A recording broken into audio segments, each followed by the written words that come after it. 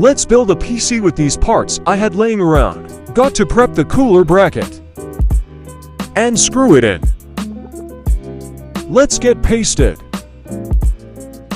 and mount the cooler.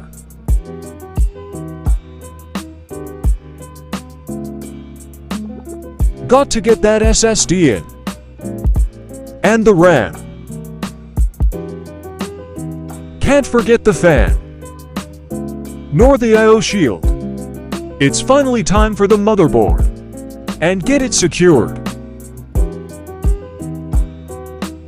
The GPU is next, and it gets wires too. And finally, the power supply. It's done. Thanks for watching. Follow for the benchmarks.